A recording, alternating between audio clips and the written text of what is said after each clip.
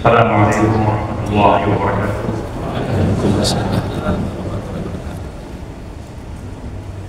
Alhamdulillah hamdan katsiran thayyiban mubarakan fihi kama yuhibbu rabbuna wa yarda. Wassalatu wassalamu ala Rasulillah wa ala alihi wa sahbihi wa man tabi'ahum bi ihsanin ila yaumiddin, amma ba'd. Alhamdulillah, kita bersyukur kepada Allah Subhanahu wa taala di majelis zikir ini kita berkat taufik dari Allah Subhanahu wa taala bisa berkumpul demi meraih keberkahan dan juga kebahagiaan dalam kehidupan dunia kita, dan kita berkumpul pada hari ini di majelis ini masih bisa merasakan nikmat sehat, nikmat hidayah, nikmat taufik, dan nikmat yang lain yang tidak bisa kita sebutkan semuanya. Namun kita sadar betul bahwa kewajiban kita bukan menyebut nikmat apalagi menghitungnya, tetapi kewajiban kita adalah bersyukur kepada Allah Subhanahu wa taala. Para jemaah sekalian yang dimuliakan Allah Subhanahu wa taala, pada kajian kita pada hari ini kita akan membahas tentang kiat-kiat hidup berkah dan bahagia. Kenapa perlu dibahas dan dikaji tentang sebab dan kiat hidup berkah dan bahagia? Karena setiap muslim, bahkan setiap orang, bahkan orang di luar Islam pun, damaannya adalah hidup berkah dan bahagia. Namun cara mereka meraih kebahagiaan dalam hidup beraneka ragam. Ada yang mencari kebahagiaan melalui kedudukan, ada yang mencari kebahagiaan melalui materi atau harta, ada pula yang mencari kebahagiaan melalui wanita dan keturunan, dan lain sebagainya. Namun perlu kita ketahui bahwa untuk meraih kebahagiaan ternyata tidak bisa dilakukan dengan cara-cara tersebut. Bahkan ada sebagian orang dalam jumlah yang tidak sedikit memiliki pandangan bahwa bahagia itu dengan cara maksiat, dengan cara mengkonsumsi narkoba, dengan cara berzina, menyalurkan syahwat dengan cara yang haram, dengan cara korupsi, lalu menggunakan uang hasil korupsi untuk memperkaya diri, bahkan menggunakan fasilitas negara demi kepentingan pribadi, dan cara-cara yang jelas-jelas akan membuat mereka semakin kehilangan keberkahan dan juga kebahagiaan. Para jemaah sekalian yang dimuliakan Allah Subhanahu wa taala, kalau kita tanya setiap muslim, yang kaya maupun miskin,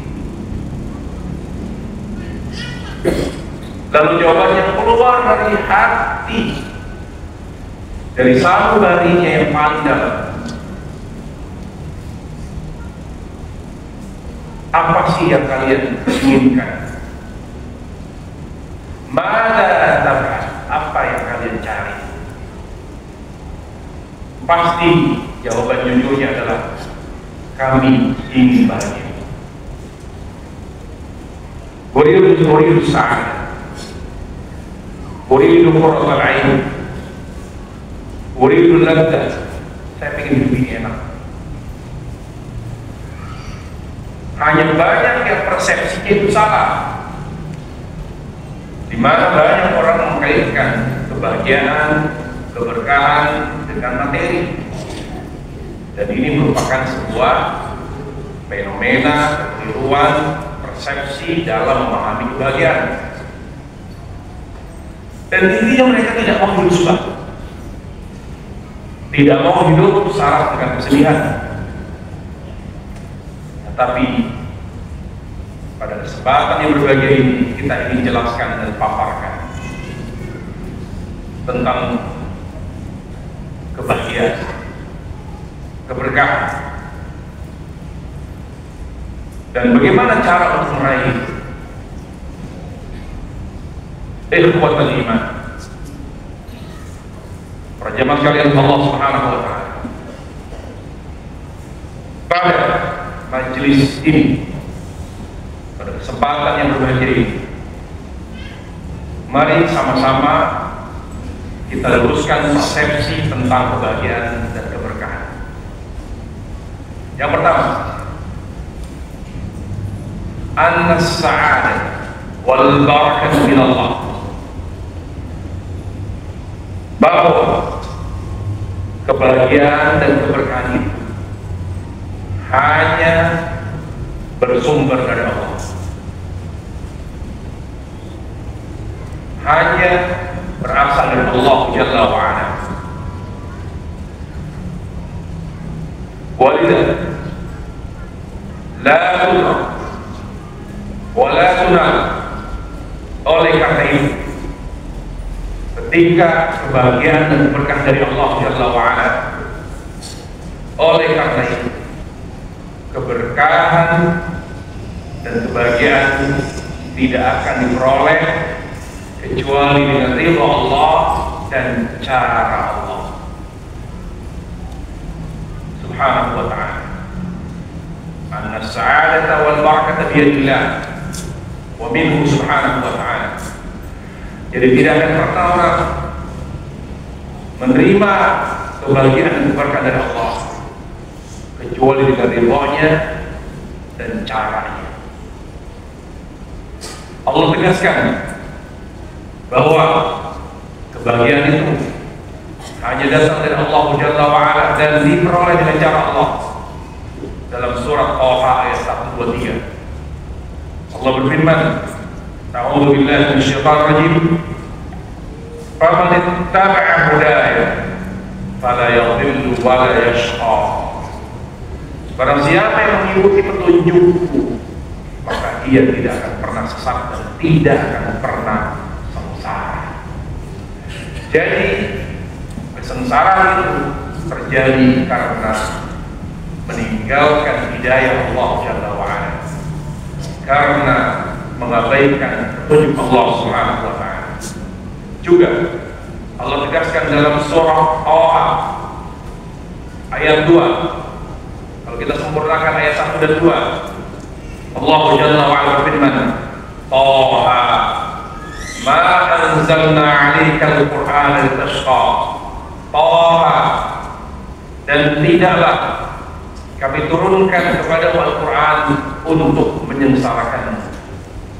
Jadi kita kalau ingin tidak sengsara, kalau ingin kita bahagia dan berkah, kita harus dekatkan diri kita, lekatkan hidup kita dengan Al-Quran yang merupakan firman Allah dan petunjuk Allah Subhanahu wa ta'ala. Fas-sa'atu biyadillah wa la yanalul 'abdu illa bi ta'atillah.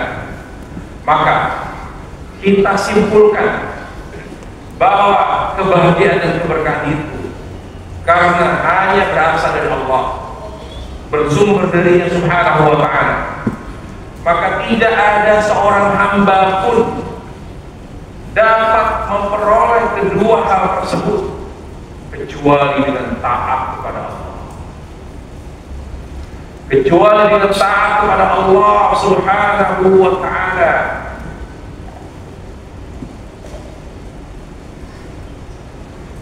Representasi daripada taatan atau tindak lanjut daripada ketaatan pada Allah itu mengikuti Rasul sallallahu alaihi wasallam.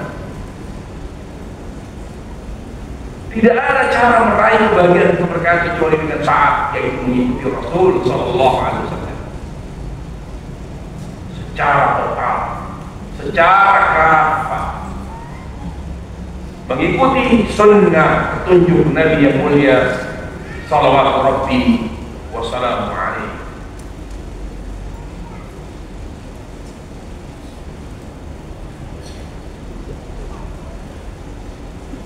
Allah sudah ingatkan kepada kita sekalian bahwa Allah lah yang membuat kita meraih kekuasaan, kehilangan kekuasaan, mendapatkan kekayaan, kehilangan kekayaan, semuanya Allah yang menentukan.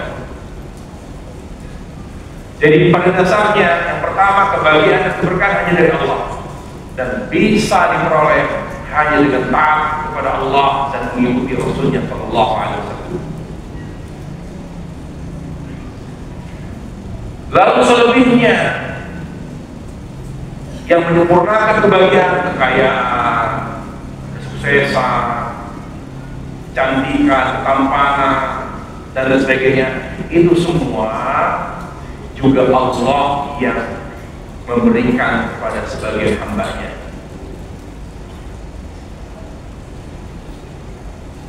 Allah Azza wa Jalla memberikan kebahagiaan tidak hanya kepada orang kaya.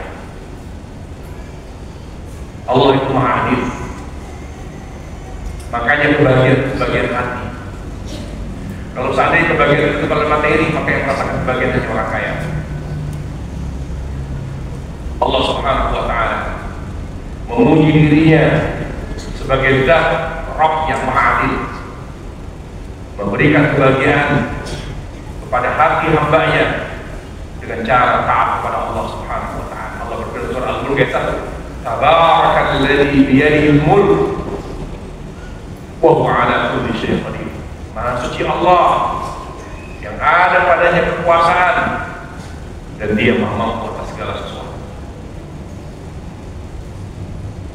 Esensi daripada ajaran Nabi, inti daripada taat kepada Allah dua. Inti daripada taat kepada Allah, esensi daripada ajaran Nabi SAW yang wajib kita ikuti dua, itu apa? Iman dan amal soleh. Jadi tidak ada yang namanya kebahagiaan, tidak ada yang namanya keberkahan kecuali melalui iman dan amal soleh. Kalau ada sesuatu yang diklaim sebagai sesuatu yang membahagiakan, kalau ada sesuatu yang dipandang, diangkat sebagai sesuatu yang berkah, tetapi tidak sejalan dengan iman, tidak selaras dengan amal saleh, maka dia hanya sebatas klaim, tidak benar. Allah Jalla wa Ala dalam surat An-Nahl ayat 97 menegaskan bahwa keberkahan itu, kebahagiaan itu hanya Allah batasi, hanya ditemukan melalui iman dan amal saleh. Allah berfirman, "Man 'amila shalihan min dzakarin aw untha wa huwa mu'min falanuhyiyannahu hayatan thayyibah wa najziyannahum ajrahum bi ahsani ma kanu ya'malun." Siapa yang beramal saleh dari kalangan laki-laki maupun perempuan dengan dasar iman, siapa yang beramal saleh dari kalangan laki-laki atau perempuan dengan dasar iman, amal dan amal saleh, apa kata Allah? Faluhiyannahu hayatan thayyibah, pasti kami akan anugerahkan kepadanya kehidupan yang indah, yaitu kehidupan yang berkah dan bahagia. Tidak hanya sampai di situ, selain hidupnya berkah karena iman dan amal saleh, juga Allah siapkan nanti di akhirat segala ganjaran yang jauh lebih baik. Wa najziyannahum ajrahum, kami akan balas iman dan amal salehnya di akhirat dengan pahala yang jauh lebih baik daripada apa yang telah mereka kerjakan. Oleh karena berjamaah sekalian Allah Subhanahu wa taala berkata Syekhul Islam Taimiyah rahimahullah taala, al-iman billah wa rasulih sallallahu alaihi wasallam wal 'amalu shalih huwa jima'us sa'adati wa asluha. Kata Syekhul Islam Taimiyah rahimahullah, iman kepada Allah dan Rasulnya serta amal saleh, yaitu amal yang sesuai dengan tuntunannya, yaitu tuntunan Nabi SAW, dia itu adalah inti kebahagiaan, aslus sa'adah wa jima'us sa'adah. Semua kebahagiaan, inti kebahagiaan terletak pada iman kepada Allah dan Rasulnya serta pada amal soleh.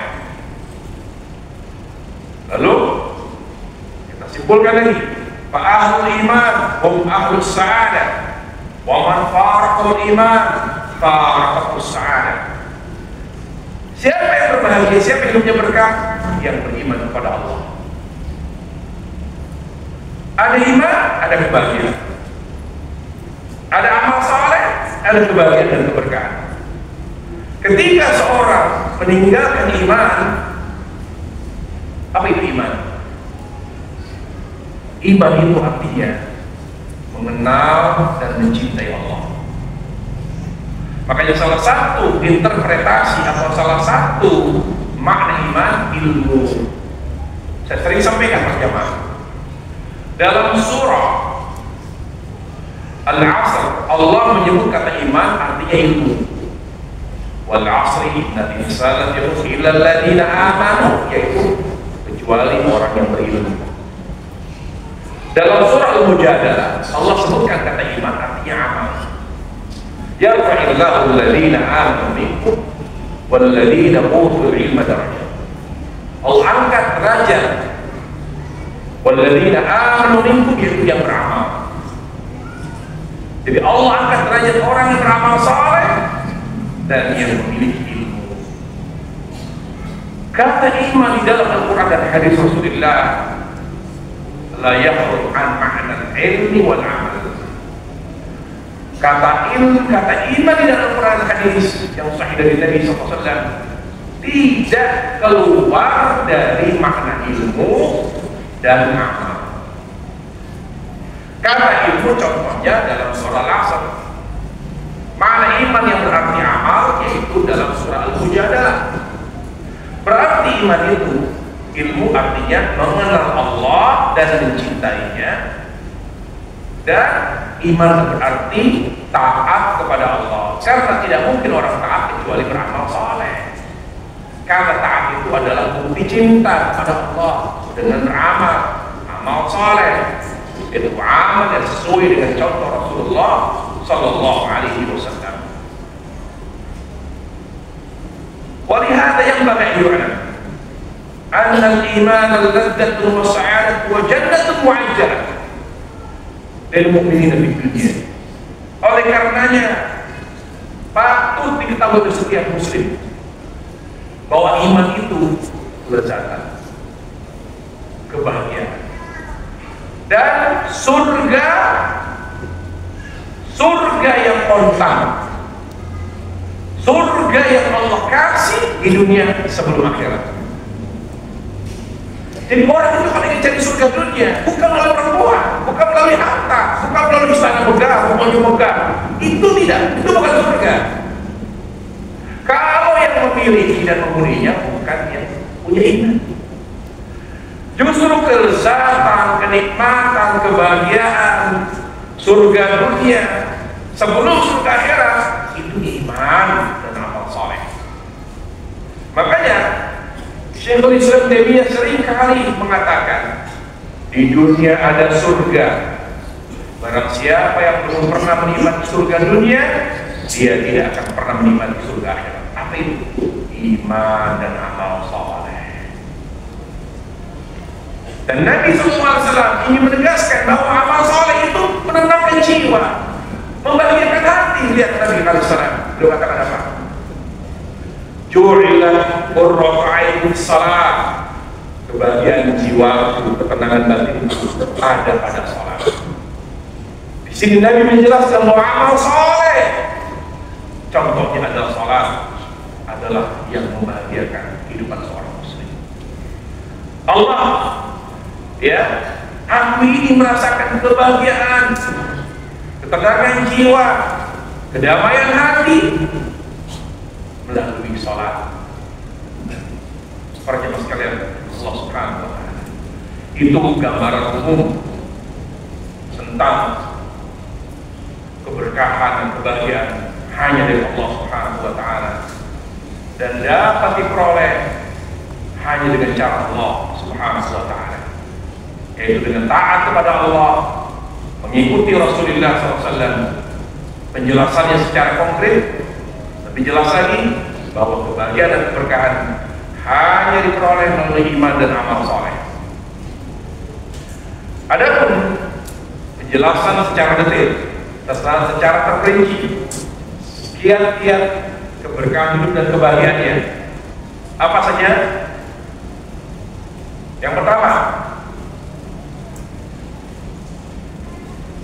tadi sudah disebutkan iman.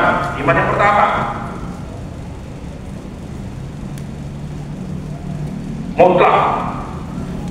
Iman adalah iman kepada Allah dan Rasul-Nya, kiat kehidupan yang berkah dan bahagia. Makna iman di sini artinya apa? Istiqamah. Tidak hanya sekedar Islam, tapi makna iman di sini Islam di atas sunnah, Islam di atas tuntunan Nabi SAW, kemudian menjauhi hawa nafsu, tidak mengikuti bisikan-bisikan syaitan, serta menjauhi ukuran kemaksiatan dan kefasikan. Yang kedua, kiat hidup berkah dan bahagia, ilmu yang bermanfaat. Kalau kita ingin berkah, belajar agama, bukan memelihara kebodohan. Gak mungkin orang hidup berkah, gak mungkin orang hidup bahagia kalau dibodoh. Apa cuma ngaji doang? Tidak, diamalkan. Orang yang ilmunya, agamanya bagus, baik, tapi tidak diamalkan, tidak berkah. Jadi orang yang berkah hidupnya dan bahagia adalah yang belajar agama lalu ilmunya diamalkan. Karena ilmu yang bermanfaat, kata ulama, sebagaimana Nabi SAW memohon kepada Allah ilmu bermanfaat. Allahumma inni as'aluka ilman nafi'a. Ya Allah, mohon kepadamu ilmu bermanfaat. Ilmu yang bermanfaat berarti ilmu yang melahirkan rasa takut kepada Allah. Jadi kalau kita ingin berkah, ingin bahagia, kita harus belajar agama. Belajar agama bukan untuk fanatik terhadap Ustaz, untuk menjadi sombong. Belajar agama yang iman agar kita semakin takut kepada Allah. Ujungnya apa? Amal kita baik, perilaku kita baik. Itu tujuan kita ngaji. Makanya kalau ada orang bilang gini, misalnya seorang suami curhat, Ustaz, suami istri saya ngaji sekali, tapi berani sama suami kita bilang dia belum ngaji. Ustaz, ada istri curhat, suami saya itu sudah ngaji, jenggotan, jidat hitam, tapi kalau istri marah, maki-maki Ustaz. Bahkan sering main tangan. Udah marah itu kayak orang kesetanan. Kita bilang berarti dia belum ngaji. Para jamaah, ngaji itu tujuannya untuk membuat kita takut kepada Allah. Kalau sudah takut, maka akhlak kita berubah, perilaku kita semakin baik, sama suami semakin hormat, muliakan, gak berani melototin suami, Sama istri juga tidak berani kasar, semakin lembut, semakin sabar.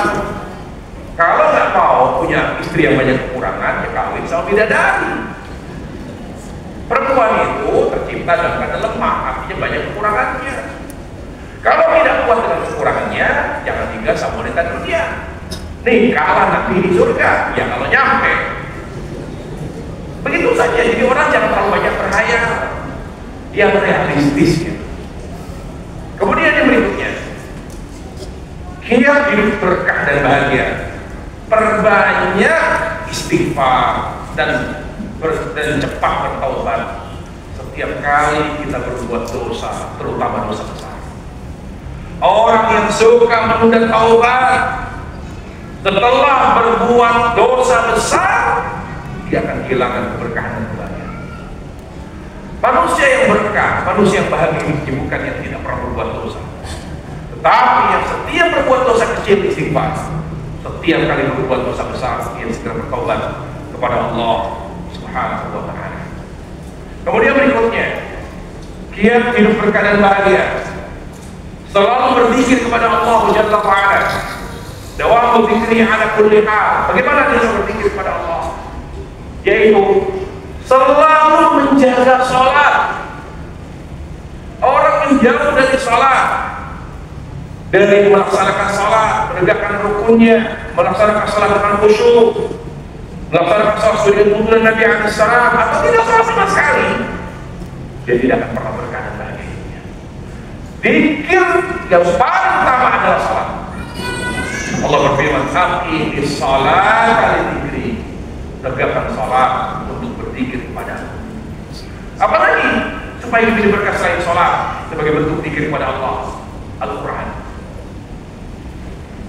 Seorang muslim tidak boleh lebih banyak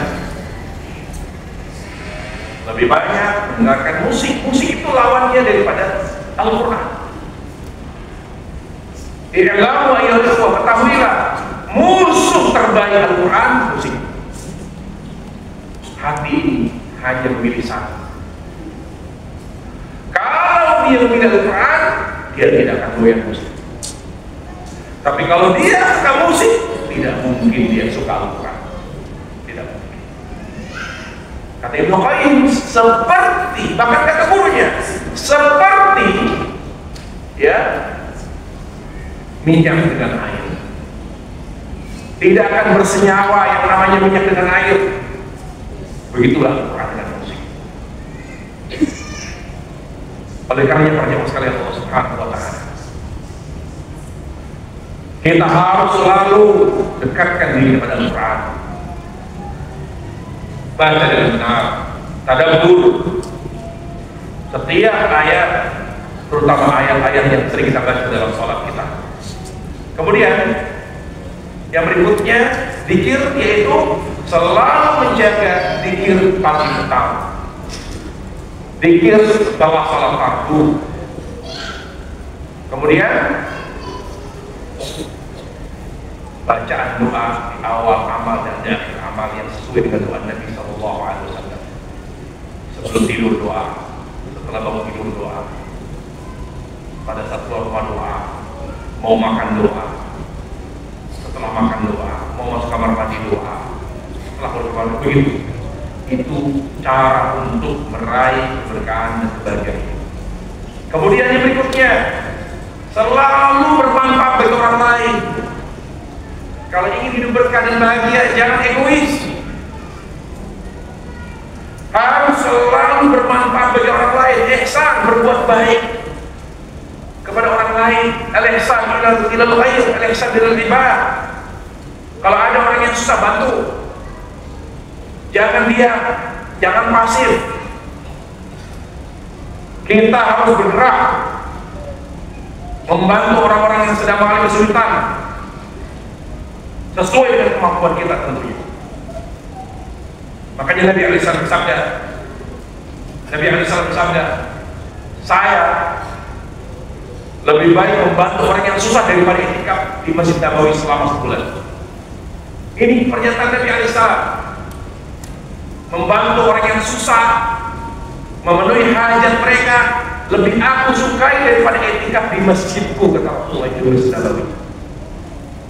Nabi ingin menjelaskan bahwa berkah itu dengan bermanfaat bagi orang, bukan di masjid baca Quran, sholat sunnah, di masjid aja. Di luar banyak orang paparan tapi dia tidak peduli. Kemudian yang berikutnya, syuja'atul qalbi asma, tegar ketika dia mengalami kesulitan, yang tegar. Orang yang lemah jiwanya, banyak ngeluh, curhat, tidak berkah. Curhat, masalah kecil curhat, gampang menyerah. Gak boleh seorang muslim yang ingin berkah hidupnya dan bahagia, dia tidak boleh banyak curhat. Gak punya berat cerita ke orang, cari. Jangan suka cerita kepada makhluk. Kalau curhat kepada Allah Subhanahu wa Ta'ala, agar kita tidak terlalu bergantung pada orang. Jangan suka cerita kesulitan kita pada orang lain, kecuali darurat. Allah Subhanahu wa Ta'ala menguji orang-orang miskin, orang-orang yang susah, tapi tidak pernah menceritakan kesulitannya. Ya, yahsabuhumul jahiluna aghniya'a min at-ta'affuf. Ada orang kelaparan, ada orang susah untuk hidupnya, tapi banyak orang, bahkan tetangganya nggak tahu Islam. Yahsabuhumul jahiluna aghniya'a, bahkan orang menganggap, tetangganya menganggap ini orang cukup. Kenapa? Bila ta'affuf, karena dia infak, pantang cerita sama orang. Jadi orang yang tidak berkah hidupnya suka menceritakan penderitaan di hidupnya. Cerita tentang bayaran sekolah anaknya nunggak, cerita gaji suaminya kecil, cerita tujuannya apa kita cerita? Supaya orang terbantu. Ikhwan, bukan berarti kita tidak boleh bercerita, sharing tentang kesulitan. Boleh, kalau itu bersifat darurat, itu pun kita lakukan kepada orang yang kita harapkan bisa membantu. Tapi masalahnya orang yang suka cerita, ikhtiarnya belum maksimal, usahanya belum optimal, dia sudah bekerja, cari sampingan, dagang, tapi lebih suka mendapatkan tambahan dari cerita.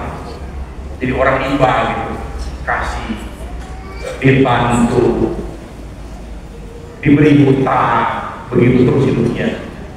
Jadi hidupnya mengandalkan belas kasih orang lain. Orang yang seperti itu hidupnya tidak berkah. Coba aja. Lalu dan isyarakat Allah kuat berani dong. Jangan lemah. Muslim yang tabah, yang kuat jiwanya, pantang menyerah, tidak kelihatan susah, pantang cerita, berkah. Mana nih gaji kecil, pengeluaran begini, itu hanya cerita, dan itu saya lihat banyak di sini. Tapi saya tidak mau menunjuk. Kemudian berikutnya, bagaimana berkah? Bersihkan hati dari penyakit hati. Tidak berkah untuk seorang muslim, tidak akan bahagia orang yang selalu sombong, bangga diri, dan semua penyakit hati, terutama ghil, dendam, dan dengki.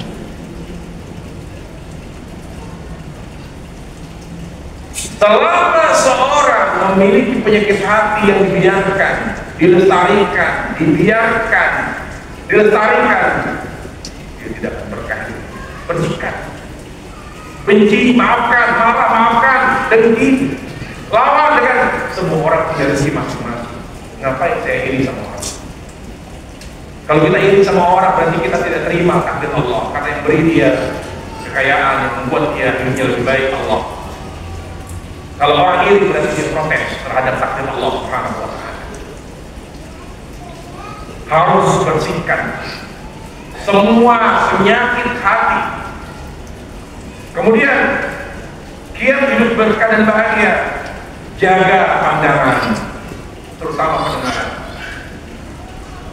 Wallahi ya iman, pendengaran yang tidak dijaga lebih besar dampak negatif daripada pandangan. pengaruh atau dampak negatif orang yang tidak bisa menjaga pendengaran jauh lebih besar daripada pandangan. Makanya orang-orang kafir dia berkata, kenapa kami masuk neraka? Karena kami dulu waktu di dunia tidak menjaga pandangan, tidak menjaga pendengaran.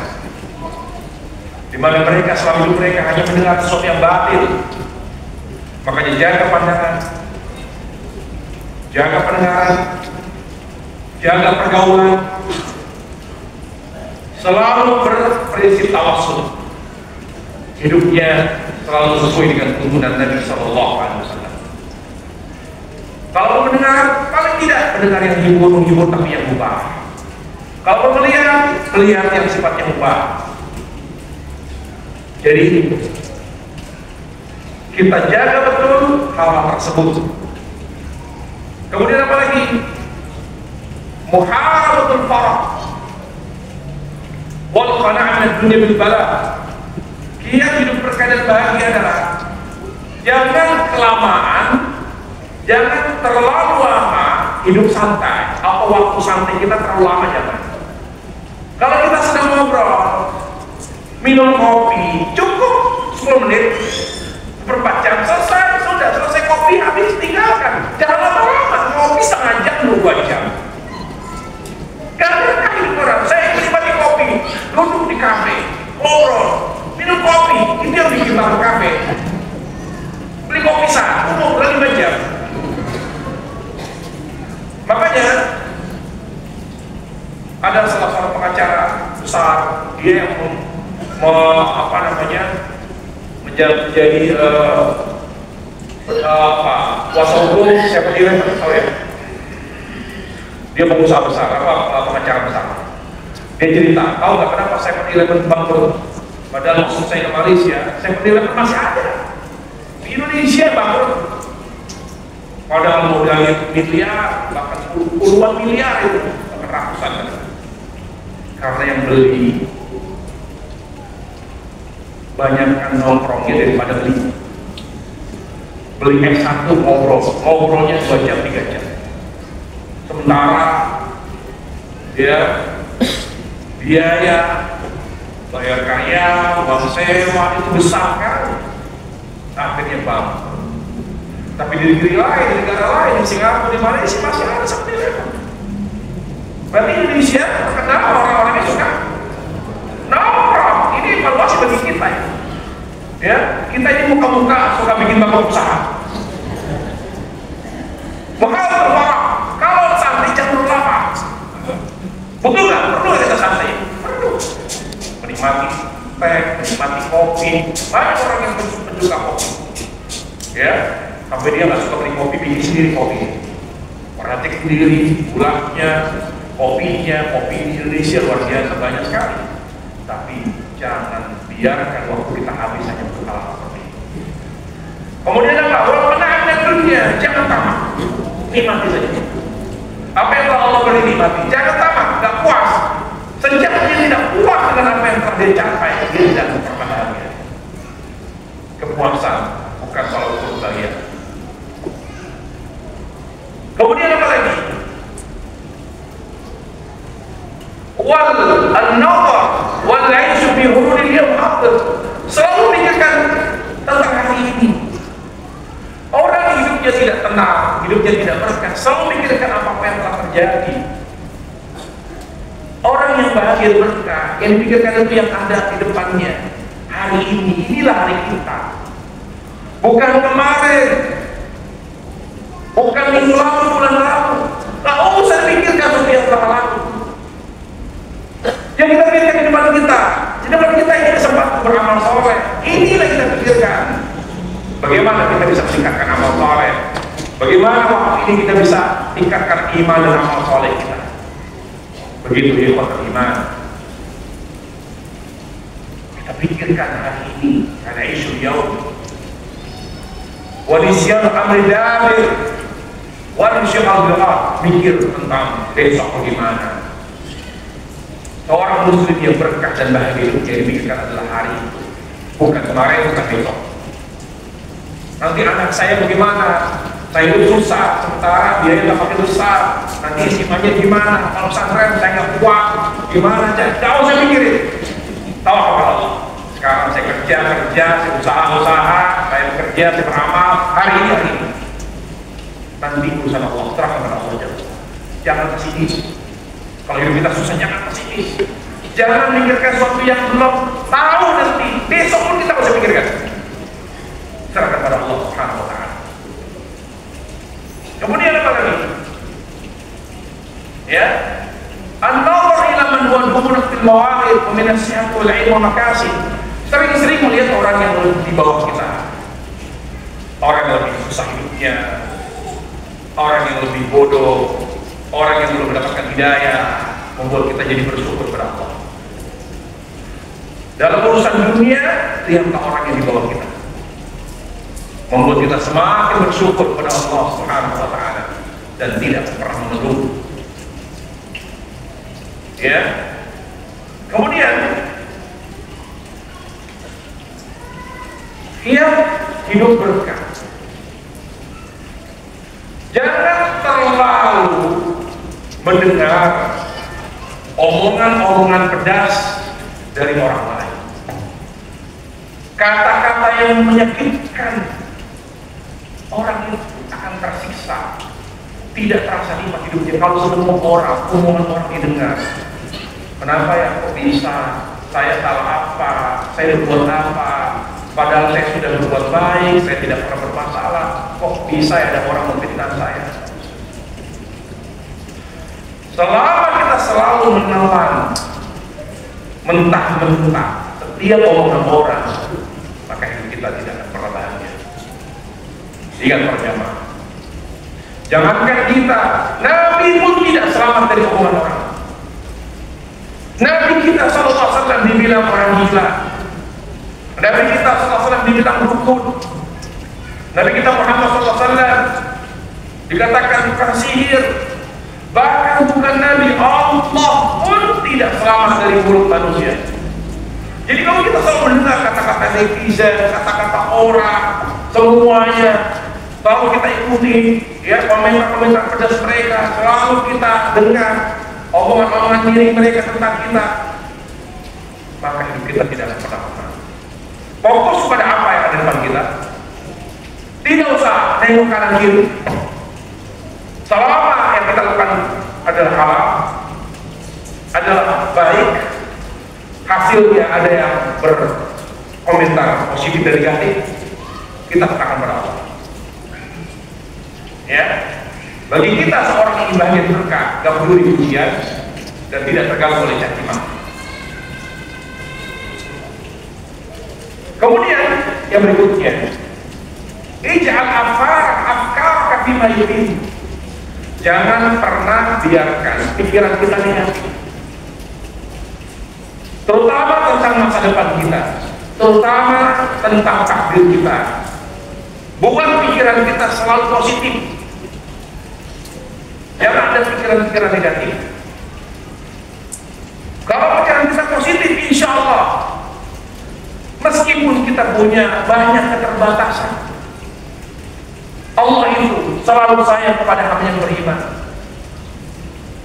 Selama kita beriman kepada Allah Subhanahu wa Ta'ala, selama itu takdir selalu diberi oleh Allah adalah takdir yang terbaik. Para jemaah, kegagalan itu adalah keberhasilan yang tertunda. Setiap muslim mengalami kesulitan, diatur oleh dua kemudahan. Allah berfirman, "Inna ma'al usri yusra, inna ma'al usri yusra." Di balik musibah, di balik kesulitan, pasti ujungnya ada kemudahan. Jangan pernah berpikiran negatif. Jangan pesimis. Yakin kepada Allah Subhanahu wa Ta'ala. Ya, selalu isi dengan ilmu, amal saleh. Terus, kayaknya saya nggak mungkin jadi pengusaha sukses, karena saya nggak mungkin jadi seorang pelajar yang berhasil dan berprestasi. Kayaknya saya nggak mungkin menjadi seorang yang mendapatkan beasiswa. Kenapa? Karena tidak. Allah ya Tuhan, saya praktekkan dulu waktu saya lulus SMP. Ini cerita ya, sekedar ingin membuktikan bahwa teori itu bisa dipraktekkan dengan yakin insya Allah. Setelah lulus SMP, saya daftar ke pesantren. Tahukah kualitas negeri SMP atau sekolah negeri di kita di Jabodetabek waktu itu saya di Jakarta? Lulus SMP saya tidak bisa baca Quran. Lulus SMP saya tidak tahu cara sholat, bahkan sholat jahriyah sirriyah saya kata. Lulus diterima di pesantren, betul-betul terpuruk saya karena pesaing saya orang-orang yang jago hebat-hebat, hafal Quran, hafal dunia, hafal alfiah, jago ceramah, sementara saya sholat aja nggak ada sholat. Langsung ambruk mental. Setiap hari nangis saya di pondok. Coba bayangkan. Ada teman saya yang satu hafal alfiah dunia, saya buru-buru alfiah. Alim bata aja mungkin alhamdulillah 2 tahun. Tapi saya selalu kata ibu saya, jangan minder. Ibu dukung kamu, kuatkan kamu dengan doa. Kamu yakin kepada Allah. Kamu punya prinsip, kalau dia bisa, kenapa kamu tidak bisa? Bayangkan mereka. Setiap hari saya diminta oleh ibu saya, kamu tahajud, minta sama Allah. Sekarang kamu di bawah, besok bisa jadi kamu di atasnya mereka. Dunia itu berputar. Baik. Kalau saya nangis di tahajud, minta ya Allah, teman saya dia mau ceramah, saya sholat saja baru ngerti, nggak tahu cara sholat. Itu parah sekali. Kualitas agama, pendidikan agama di sekolah negeri. Bisa baca Al-Fatihah, dapat 100 ya. Al-Fatihah doang benar. Ya Allah. Berjalannya waktu. Bayangkan berjalannya waktu para jemaah sekalian. Dari hal, karena saya diajar ibu saya, kamu harus yakin. Selama Allah masih ada, selama kamu minta doa kepada Allah, ibu dorong dengan doa. Bismillah. Alhamdulillah, satu persatu teman-teman yang pintar, gugur. Ternyata sampai lulus sanawiyah, saya dapat beasiswa. Yang kedua, satu-satunya waktu tes Madinah saya dijadikan diterima di Madinah. Dunia berjemaah. Teman-teman saya yang dekat-dekat pada kemarin yang ceramah berguguran. Kalau melihat bukan di awal, lihat di akhir. Bagaimana kita lihat di akhir? Jangan berusaha terus yakin pada Allah. Jangan punya pikiran negatif. Kalau orang pikirannya negatif, pesimis, nggak akan maju. Dulu dia kaya, besok miskin. Kita sekarang miskin, bisa jadi kaya. Gak ada yang tahu rahasia Allah Subhanahu wa Ta'ala. Kemudian yang bahagia adalah ibda bin amalah, cari yang penting, mulai dari yang penting dalam hidup. Dalam apa misalnya? Dalam agama jelas kita mulai dari tauhid, dalam urusan dunia mulai dari tauhid. Oh, saya dulu besar tanpa ajaran agama, tidak dari agama. Saya mulai dari sekarang. Setelah saya berumah tangga, saya mulai anak saya belajar agama. Saya nggak mau anak saya seperti saya. Ibda bilang. Dulu saya bisnis jauh dari syariat Islam. Sekarang saya terapkan. Nggak ada lagi riba, nggak ada lagi hal yang haram. Saya mulai. Kalau nggak boleh dari sekarang kapan lagi? Ibda bilang.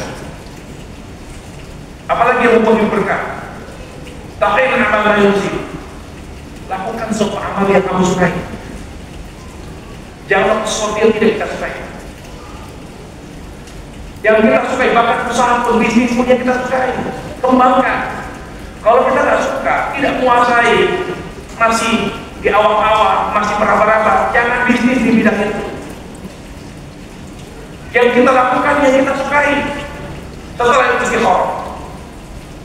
Istikharah kepada Allah Subhanahu wa Ta'ala.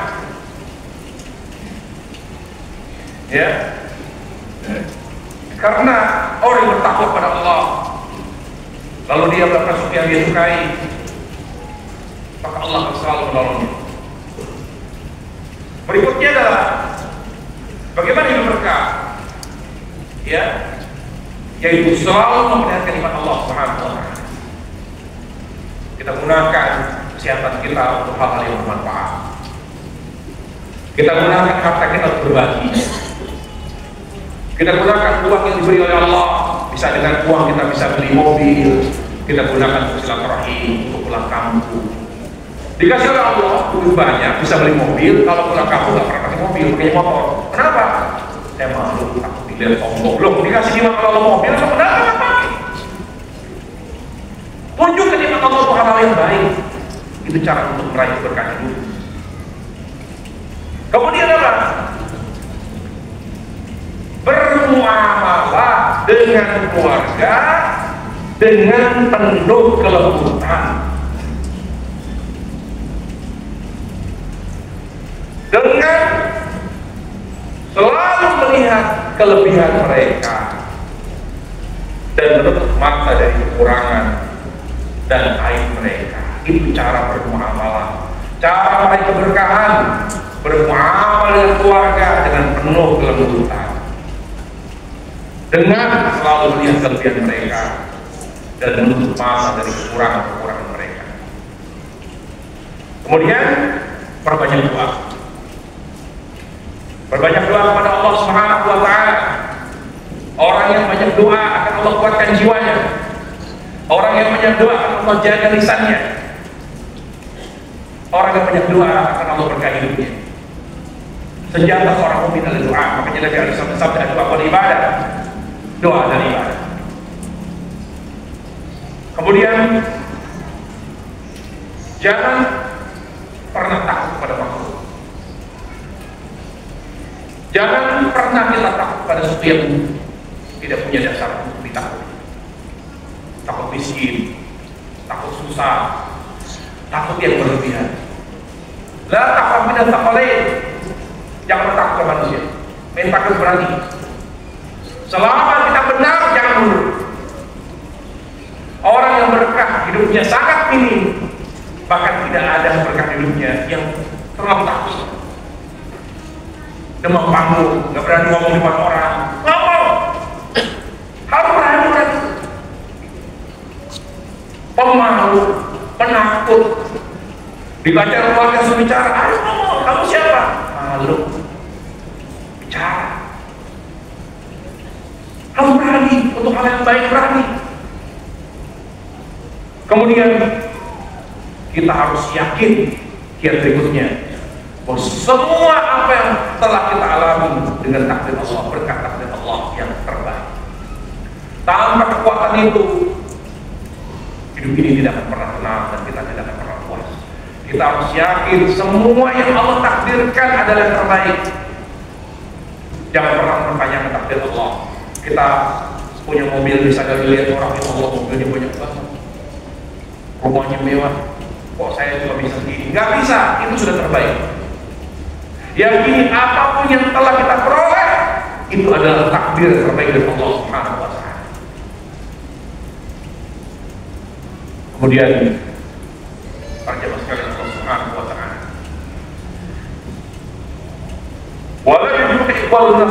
kemudian yang membuat hidup ini tidak berkah, di mana hati kita lebih terarah pada perhatian dan pujian manusia. Hati kita senantiasa disibukkan merasa bahagia, merasa bangga kalau diperhatikan dan dipuji oleh manusia. Jadi kita kalau ingin berkah para jamaah, jadilah orang yang tidak peduli dengan perhatian manusia. Jadilah orang yang tidak berbahagia dan bangga dengan pujian manusia. Biar orang puji, kita tidak terkecoh oleh pujian mereka. Biar orang perhatikan kita, kita tidak pernah memperhatikan dan mengabaikan perhatian mereka.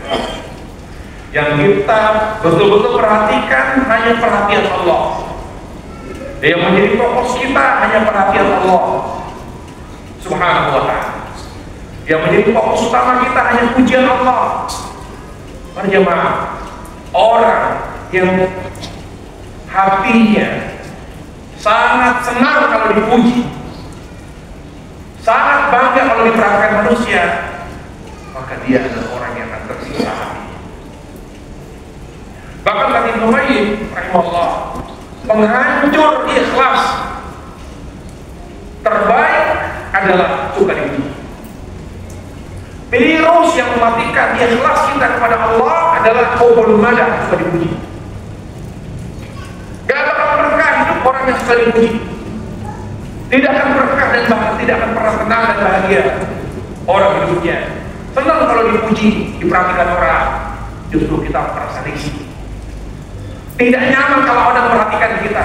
Lebih senang kalau ketika dia berbuat baik, tidak ada yang melihat kecuali Allah Subhanahu wa Ta'ala. Dia orang puji, menyanjung, mendukung, apapun kita tidak lihat. Kita beramal karena Allah. Mau dipuji, mau dihina, nggak peduli. Allah, sejak saat itu hati kita nikmat rasanya.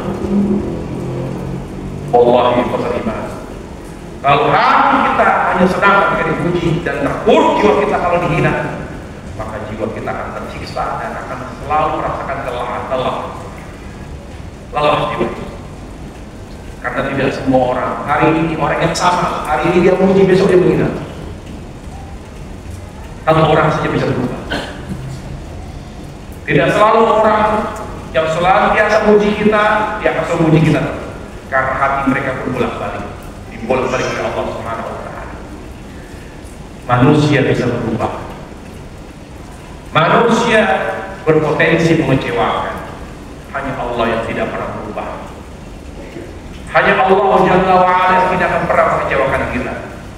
Jadi kalau kita ingin hidup berkah dan bahagia, berharaplah hasil dari Allah. Carilah ridha Allah dalam setiap kebaikan yang kita kerjakan. Jangan pernah semangat kita beramal dan berbuat baik dipengaruhi oleh pujian, dipengaruhi oleh dukungan manusia. Tidak. Ada dukungan, alhamdulillah. Tidak ada dukungan, tidak ada masalah. Berbuat baiklah karena Allah Subhanahu wa Ta'ala. Kalau kita bicara tentang kiat-kiat hidup berkah, sangat banyak sekali. Sangat banyak sekali. Tapi yang disampaikan hanya adalah poin-poin pentingnya saja. Semoga kajian kita pada pagi hari ini bermanfaat di hari yang alhamdulillah diberi Allah dengan turunnya hujan. Semoga Allah Subhanahu wa Ta'ala menerima kajian kita ini sebagai amal soleh menjadi bekal akhirat kita. Semoga kajian kita syarat dengan manfaat dan faedah ilmiah lalu bisa kita amalkan. Semoga doa-doa kita di saat hujan turun diterima dan didengar oleh Allah Subhanahu wa Ta'ala. Allah Ta'ala a'lam, sallallahu alaihi wa Muhammad wa ala alihi wa sahbihi wasallam walhamdulillahi rabbil alamin.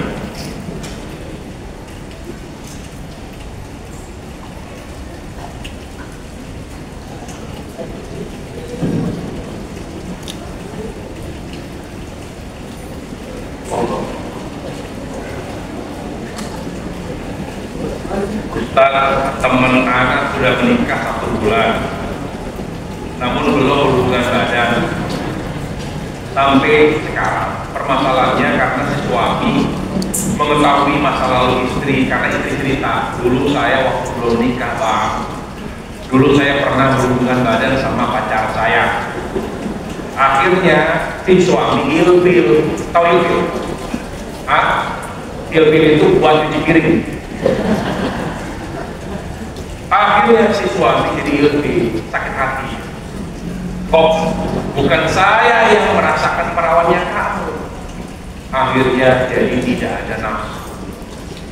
Pertanyaannya, saya tahu jawabannya, kenapa cerita? Gini loh, mengetahui air pasangan itu perlu, ya, keterbukaan itu perlu, tapi tidak keterbukaan yang bersifat kebablasan. Karena tidak semua aib kita bisa diterima oleh pasangan kita, apalagi aibnya fatal kayak itu.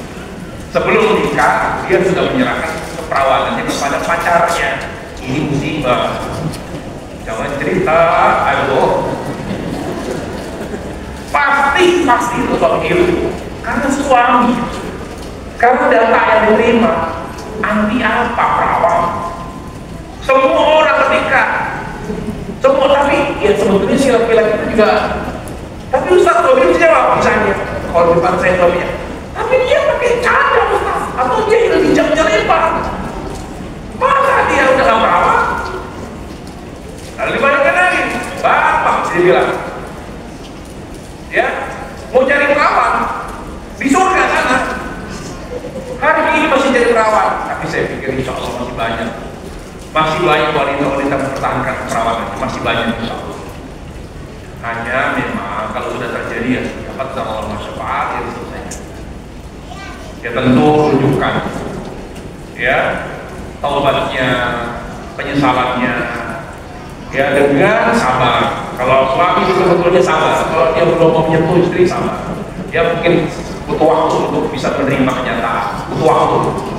Ya mungkin ekspektasi dia yang membuka keperawatan istrinya, tapi ternyata malah mantan pacarnya. Ya sudah, sabar, menunjukkan sebagai istri yang baik, muliakan suami, melayani suami dengan baik. Lama-lama juga dengan pelayanan, lama-lama juga lupa, ya. Jadi apa? Ambil hati suami untuk pelayanan yang maksimal. Gak mau nyentuh, ya udah. Apa? Mau dimandiin, ayo. Mau disiapin apa? Siap. Pokoknya dia cuek, pokoknya gak dihargai, tetap sabar. Suami itu dulu kalau ada istri melayani dia 24 jam. Ya, pokoknya layani suami. Kalau istri melayani hebat, dia tidak pernah cari dari luar, di rumah gak cari. Yakin dia bikin betah suami di rumah itu pelayanan istri. Bagaimana ini begitulah suasana kebatinan seorang suami. Kalau istrinya betul-betul sayang, makanya Nabi alaihi salam bersabda apa?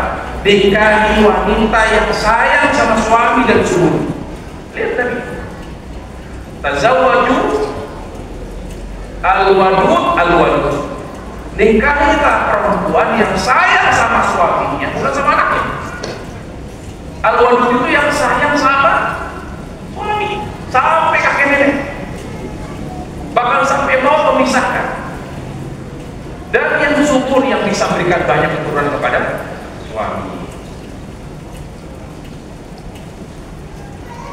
Dengan saya, kalau nanya panjang-panjang itu saya bingung jawabnya. Mohon maaf pertanyaan kalau kita mungkin orang yang tahu ada pihak keluarga suami berzina, terus kita diam saja karena tak mau jauh. Nah, kalau ada dari keluarga suami yang berzina, maka kita ngomong sama suami. Kalau suami bicara sama siapa? Yang menjadi otoritasnya orang tuanya. Kalau masih orang tuanya kan ini punya otoritas, yang punya wewenang untuk menegur, mengambil tindakan, itu orang tuanya. Kita saudara hanya mengingatkan. Karena masing-masing dalam waktu itu sesuai dengan kewenangan. Kalau kita hanya sekedar saudara jauh, ada saudara suami berzina, lalu kita maki-maki, kamu gak tahu diri bikin modus, siapa saya? Itu orang-orang kita, yang penting kita mengingkari dengan hati, itu cukup. Kalau kita memang nggak puas, kita sampaikan kepada suami, kalau kamu kasih tahu bapaknya, supaya itu ditindak itu, ditindak tegas, karena apa? Anaknya berzina, bikin malu, gitu. Ya. Kemudian, bolehkah ketika sholat bisa menyutak syahud akhir baca doa yang ada di sedikit bagi kita? Kalau konteksnya doa, ada masalah. Misalnya di dalam tiga pagi petang Allahumma inni ala dzikri wa syukri, itu kan doa, tapi juga bacaan tiga pagi petang. Kalau konteksnya doa, ya yang kita kutip dari zikir pagi petang itu lafaznya doa boleh. Misal termasuk orang lain termasuk biar kita menjadi berkata, bagaimana ketika orang memakai kebaikan kita? Kita pengen berbuat baik, tapi malah orang lain itu melakukan kebaikan kita. Tentu kita lihat, kita berbuat baik aja dulu, jangan berpikir macam-macam. Tapi kalau kita temukan ternyata saudara kita atau ya saudara malah lebih melakukan kebaikan, ya tentu kita hentikan kebaikan untuk memberi pelajaran, ya bahwa dia tidak boleh mengandalkan saudara, tidak boleh mengandalkan makhluk. Ya kita kasih itu tiap bulan. Lama-lama dia malah nggak bekerja karena udah tahu setiap bulan pasti dapat subsidi dari saudaranya. Kita stop. Jadi ada kalanya kita berbuat baik, kita ketika lihat perbuatan baik kita malah dimanfaatkan, ya kan? Maka kita bisa ambil tindakan untuk memberi pelajaran agar dia tidak bersikap seperti ini. Alhamdulillah saya baru menyelesaikan 5 juz Al-Quran. Bagaimana cara menjaga kepala agar tidak hilang selain bacaan? Diamalkan. Terus sering ibunya, orang tuanya menyimak, ya, karena orang tua tidak dimurjani hilang. Jadi sering dimurja, kemudian juga hindari maksiat, karena maksiat itu melemahkan hafalan. Makanya kata Imam Syafi'i, beliau pernah, kita tahu Imam Syafi'i itu hafalannya sangat kuat sekali. Dengan hafalan beliau bisa mengarang kitab risalah. Satu kitab risalah itu beliau karang dari hafalan. Jadi dari tidur bab 1 ini, bab 2 ini, bab 3 ini dari hafalan, besoknya langsung dia tulis. Kalau kita buru-buru hafalan, bikin buku yang ada menghayal, ya. Imam Syafi'i yang hafalnya luar biasa, dia pernah lihat betisnya perempuan, kelihatan betisnya. Wah, kalau kita nggak nengok, dilihat. Kenapa? Yang dosa itu kalau kita berakli, kalau satu pandangan kita lihat itu kan nggak dosa, betul? Itu katanya, karena kata Nabi, bagimu pandangan pertama, makanya ada persepsi yang begitu. Kata Nabi, bagimu pandangan pertama, yang karam pandangan kedua. Jadi kalau kita lihat yang karam, jangan tengok. Di situ aja pandangan kita dia. Maka nggak dosa tuh, karena kata Nabi, pandangan belakang. Kalau udah pandangan pertama dipandangin, namanya dosa. Nah, Imam Syafi'i pernah lihat betis perempuan, lalu langsung rompok hafalannya. Tapi rompoknya Imam Syafi'i hafalannya tidak serompok hafalan kita. Lalu dia mengeluh kepada Imam Waqi' bin Jarrah, gurunya. Guruku, saya telah melihat pandangan yang haram, membuat rontok hafalan. Lalu apa solusinya? Apa kata gurunya? Syafa'u Waqi'. Kata Imam Syafi'i bilang buat sebuah syair, syafa'u ila wa'is muhibbi wa arsyadin latas ma'asi wa ambali bi anna al-iman nur wa nur qalil wal Saya lalu kepada guru tentang lemahnya hafalan. Lalu guruku memberi arahan, arsyadi, ya, syafa'u ila wa'is muhibbi wa arsyadin latas ma'asi. Pertama wasiatnya apa? Tinggalkan maksiat. Arsyadin latas ma'asi. Tinggal maksiat. Wa ambali bi anna al-iman nur. Dan guru memberitahukan kepada bahwa ilmu agama itu cahaya, dan Allah tidak akan pernah memberi cahaya Islam, cahaya ilmu agama, cahaya Quran kepada orang yang suka bermaksiat. Jadi orang yang suka bermaksiat, cahaya ilmunya redup, cahaya hafal pelajaran redup. Jadi pesan saya, bagaimana menjaga hafalan anak, sering dimurojaah, disimak hafalannya oleh orang tuanya di rumah. Yang kedua, jauhi maksiat. Jauhi maksiat, ya, maksiat pandangan, maksiat pendengaran, itu dijaga hafalan kita dengan hal tersebut. Wallahu ta'ala a'lam, sallallahu alaihi wasallam wa baraka Muhammad wa ala alihi wa sahbihi wasallam. Subhanallah wa bihamdihi, asyhadu an la ilaha illa anta, astaghfiruka wa atubu ilaik. Assalamualaikum warahmatullahi wabarakatuh.